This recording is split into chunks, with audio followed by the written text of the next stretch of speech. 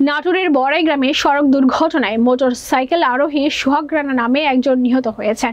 নাটোর নিজস্ব প্রতিনিধি সৈকত হোসেনের পাঠানো প্রতিবেদনে দেখুন বিস্তারিত। শুক্রবার সন্ধ্যা 7টার দিকে বনপাড়া হাজি কুমরুল মহাসড়কে শ্রীরামপুর কলাবাগান এলাকায় এই দুর্ঘটনা ঘটে। পারিবারিক সূত্রে জানা যায়, হিরো মোটরসাইকেল নিয়ে সোহাগ নিজ বাড়ি হতে সিরাজগঞ্জের শ্বশুর বাড়ির উদ্দেশ্যে রওনা হলে সড়ক দুর্ঘটনায় শিকার হন।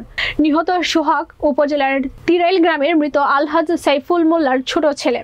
বনপাড়া হাইওয়ে থানার এসআই আলিমুল জানান, সোহাগ বাড়ি থেকে তার শ্বশুর বাড়ি সিরাজগঞ্জে যাওয়ার পথে বনপাড়া হাজি কুমরুল মহাসড়কে শ্রীরামপুর এলাকায় পৌঁছালে অজ্ঞাত ট্রাক তাকে ধাক্কা দেয়।